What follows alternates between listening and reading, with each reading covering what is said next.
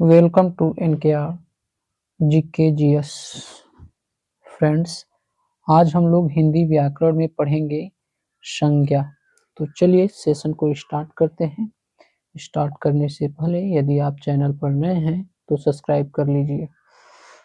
संज्ञा परिभाषा देखेंगे कि परिभाषा है कि किसी वस्तु, व्यक्ति, स्थान, प्राणी, अवस्था आदि के नाम को संज्ञा कहते हैं। अर्थात किसी भी नाम को संज्ञा कहते हैं। इस दुनिया में जितने भी स्थान, व्यक्ति या वस्तु है, उनका कोई न कोई नाम अवश्य होता है और वे सभी जो है वो संज्ञा है। संज्ञा शब्द जो है वो सम प्लस ज्ञा से बना है। संज्ञा शब्द में उपसर्ग सम है और ज्ञा शब्द जो है वो प्रत्यय है और दोनों मिलकर के बन गए हैं संज्ञा। उदाहरण के लिए वस्तु में जैसे देखेंगे कि मकान, पेन, पुस्तक, कुर्सी। प्राणी में देखेंगे कि गाय, हिरण, बंदर, हाथी, मछली आदि। स्थान जैसे भारत, पुस्तकालय, मंदिर, इजराइल इत्यादि। व्यक्ति के नाम जैसे Mahatma Gandhi, Jethalal, Rabindranath Tagore, Mother Teresa, Mary Kom इत्यादि। अवस्था जैसे बुढ़ापा, बचपन और भाव जैसे क्रोध, प्रेम, थकावट, धैर्य, सच्चाई इत्यादि। ये सभी जो है संज्ञा है। अन्य उदाहरण, आर्यन बाजार जा रहा है। दिए गए वाक्य में आर्यन व्यक्ति का नाम है और बाजार स्थान का नाम है, तो ये दोनों आर्यन और बाजार जो है वो संज्ञा है। अब संज्ञा के कितने भेद होते हैं? तो संज्ञा के हिंदी में मूल रूप से 3 भेद होते हैं। व्यक्तिवाचक संज्ञा, जातिवाचक संज्ञा और भाववाचक संज्ञा। नोट, द्रव्यवाचक और समूहवाचक संज्ञा शब्दों की जातिवाचक संज्ञा का ही अंग माना जाता है। अतः हम कह सकते हैं कि मूल रूप से 3 भेद होते हैं, व्यक्तिवाचक, जातिवाचक और भाववाचक। संज्ञा के कुल 5 भेद होते हैं। इस प्रकार से यदि इन दोनों को मिला दिया जाए तो व्यक्तिवाचक, जातिवाचक, भाववाचक, द्रव्यवाचक और समूहवाचक संज्ञा। Proper noun, common noun, abstract noun और जो है मटेरियल नाउन और कलेक्टिव नाउन। अगला है व्यक्तिवाचक संज्ञा। जिन संज्ञा शब्दों से किसी विशेष वस्तु या स्थान का नाम बोध होता है, उसे व्यक्तिवाचक संज्ञा कहते हैं। नोट, व्यक्तिवाचक संज्ञा का बहुवचन नहीं होता है, अर्थात व्यक्तिवाचक संज्ञा सदैव एक वचन में प्रयोग किए जाते हैं। उदाहरण के लिए जैसे पुस्तकों का नाम है रामायण, महाभारत, बाइबिल, कुरान। व्यक्तियों का नाम अमिताभ बच्चन, बाल गंगाधर तिलक, पीटी उषा, इंदिरा गांधी। नदियों के नाम गंगा, यमुना, गोदावरी, कावेरी और सोन इत्यादि। अगला देखेंगे देशों के नाम जैसे रूस, यूक्रेन, भारत, चीन, श्रीलंका, जापान, नेपाल, भूटान। नगरों के नाम प्रयागराज, जयपुर, पटना, लखनऊ, इंदौर इत्यादि। पर्वतों के नाम हिमालय, कंचनजंगा, माउंट एवरेस्ट। महीनों के नाम जेठ, आषाढ़, श्रावण, भादो, फरवरी, जनवरी। जातिवाचक संज्ञा, जिन संज्ञा शब्दों से किसी वस्तु, पदार्थ या प्राणी आदि के जाति, समुदाय, वर्ग, समष्टि का बोध होता है, उन्हें जातिवाचक संज्ञा कहते हैं। जैसे देश, राजधानी, जानवर, पेड़, नदी, नगर, शहर इत्यादि। उदाहरण के लिए पशु पक्षी जैसे गाय, मछली, घोड़ा। व्यवसाय या पदों के नाम जैसे मंत्री, लेखक, अध्यापक, कवि, विद्वान इत्यादि। वस्तुओं के नाम पुस्तक, मेज, मोबाइल और मनुष्य के नाम लड़का, लड़की, भाई, बहन इत्यादि। भाववाचक संज्ञा देखते हैं। भाववाचक संज्ञा, जिन संज्ञा शब्दों से किसी गुण, धर्म, दोष, भाव, दशा, व्यापार आदि का बोध होता है, उसे भाववाचक संज्ञा कहते हैं। जैसे भाववाचक संज्ञा अस्पर्शी होती है, अस्पर्शी होती है। लगभग सभी भाववाचक संज्ञा प्रत्यय से निर्मित होती है। जैसे कुछ भाववाचक संज्ञा बिना प्रत्यय के भी होते हैं, जैसे उमंग, उल्लास है। और संज्ञा सर्वनाम, क्रिया विशेषण और अव्यय में प्रत्यय लगा करके भाववाचक संज्ञाएं बनाई जा सकती है। जैसे प्रेम, क्रोध, उदाहरण के लिए प्रेम, क्रोध, अहंकार, घमंड, मिठास, लिखाई, जुर्माना, जवानी, सुंदरता, सौंदर्यता, बचपन, अच्छाई आदि सब जो है ये भाववाचक संज्ञा है।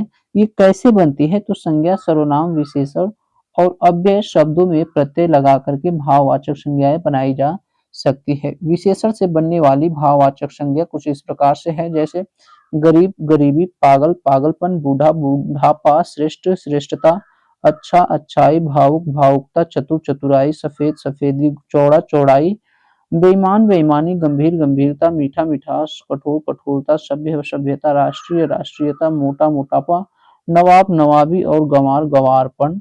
ये सभी जो है भाववाचक संज्ञाएं हैं। अगला है निपुण। निपुण, निपुणता, निपुण, निपुणता, आलस, आलस्य, गर्म, गर्मी, नम्रता, सरल, सरलता, भय, भयानक, वीर, वीरता, मूर्ख, मूर्खता, बुरा, बुराई, चालाक, चालाकी, बहुत, बहुतायत और सहायक, सहायता इत्यादि ये सभी जो है वो भाववाचक है। जातिवाचक संज्ञा से बनने वाली भाववाचक संज्ञा, तो जैसे लड़का, लड़कपन, शिशु, शैशव या शिशुता, बूढ़ा, बुढ़ापा, भाई, भाईचारा, पशु, पशुता, पुरुष, पुरुषत्व, पौरुष, मित्र, मित्रता, पंडित, पंडिताई, स्त्री, स्त्रीत्व, दानुज, दानुजता, मनुष्य, मनुष्यता, देव, देवता, नारी, नारीत्व और शास्त्र, शास्त्रीयता ये सभी भी भाववाचक है।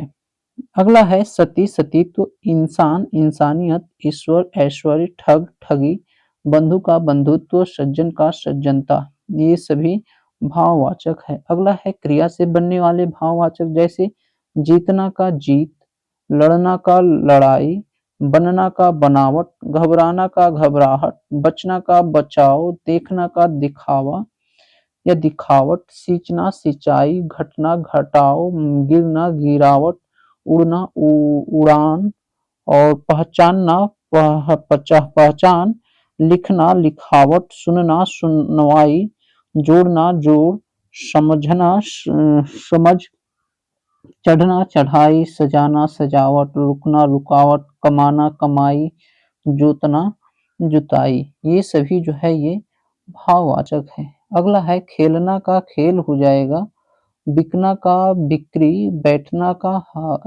बैठक और हंसना का हंसी।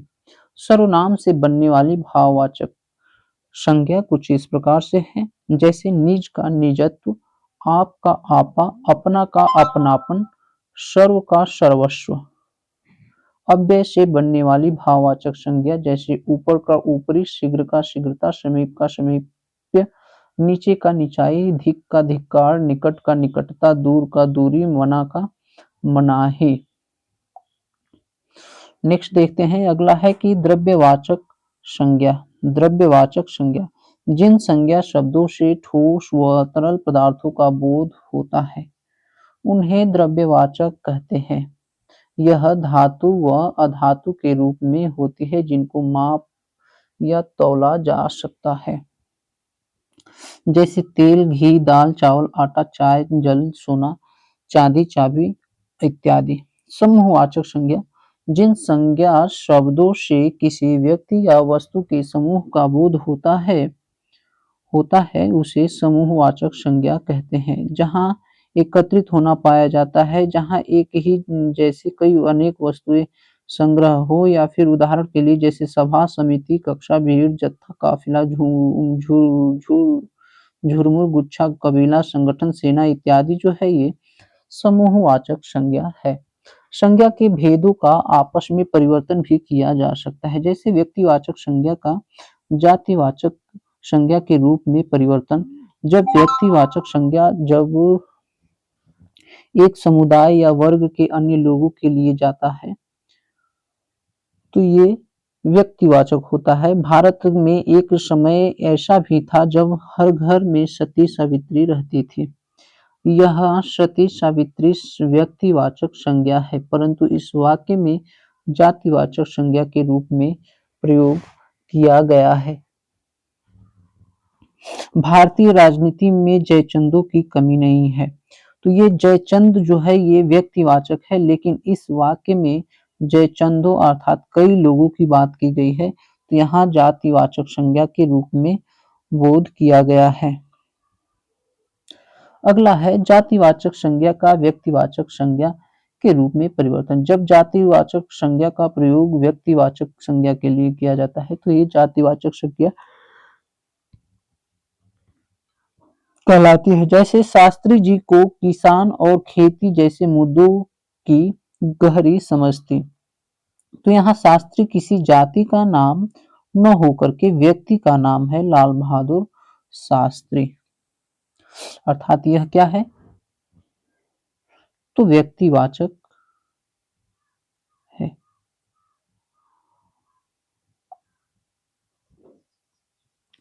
तो फ्रेंड्स इस प्रकार से ये संज्ञा टॉपिक जो है समाप्त होता है। मिलते हैं अगले सेशन में अगले टॉपिक के साथ।